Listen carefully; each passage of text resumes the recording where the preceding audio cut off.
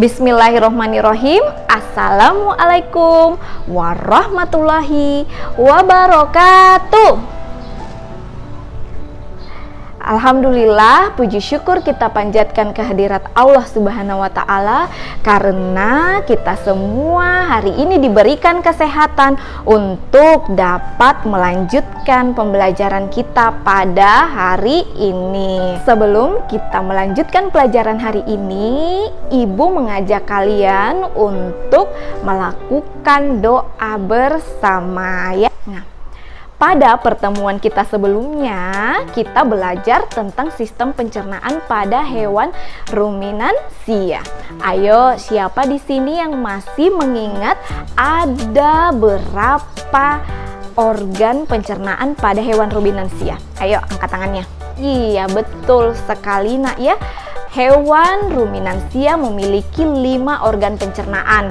Yang pertama adalah mulut, kemudian kerongkongan, kemudian yang ketiga ada lambung, kemudian ada usus halus, dan yang terakhir ada anus. Nah, hewan ruminansia memiliki organ pencernaan yang berbeda dari hewan-hewan lainnya ya nak.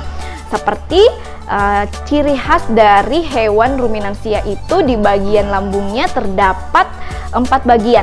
Ayo, iya betul sekali. 4 bagian lambung pada hewan ruminansia itu, yang pertama adalah rumen, yang kedua adalah retikulum, dan yang ketiga, iya betul sekali, yang ketiga adalah omasum, dan yang terakhir adalah abomasum. Nah, mungkin dari kalian di sini ada yang bertanya-tanya, nah Bu Guru, kalau misalnya sistem pencernaan pada manusia itu apa saja? Nah, untuk hari ini khusus kita akan belajar tentang sistem pencernaan pada manusia. Anak-anak ibu yang hebat, jadi yang pertama kita terlebih dahulu harus mengetahui apa sih sebenarnya sistem pencernaan pada manusia itu. Nah, sistem pencernaan pada manusia adalah serangkaian organ-organ yang berfungsi untuk mencerna makanan. Sistem pencernaan. Pencernaan dimulai di dalam mulut. Gigitan enzim yang berfungsi untuk menghaluskan makanan agar mudah ditelan. Nah, di dalam kerongkongan makanan didorong dan diremas agar masuk ke dalam lambung.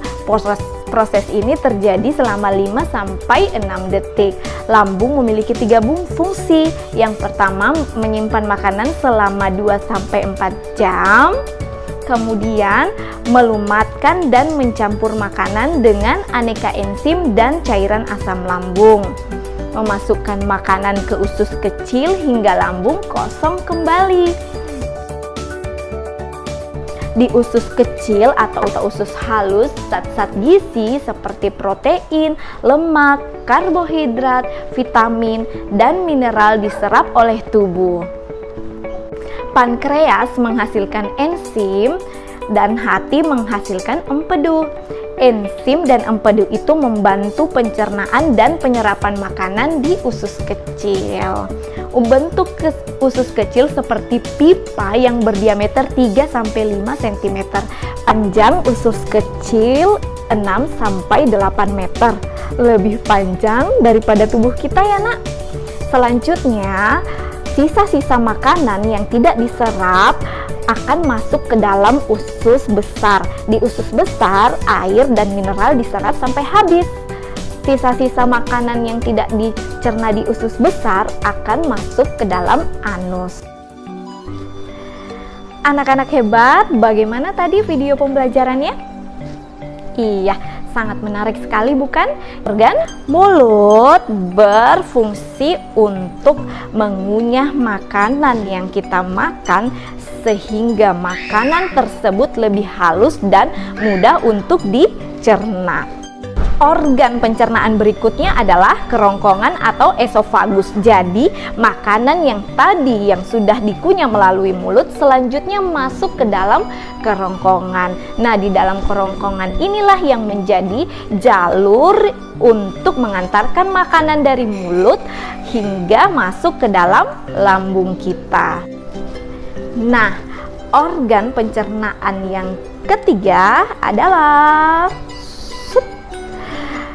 ventriculus atau lambung. Lambung atau ventriculus merupakan organ tempat menyimpan makanan sementara sebelum masuk ke dalam proses selanjutnya.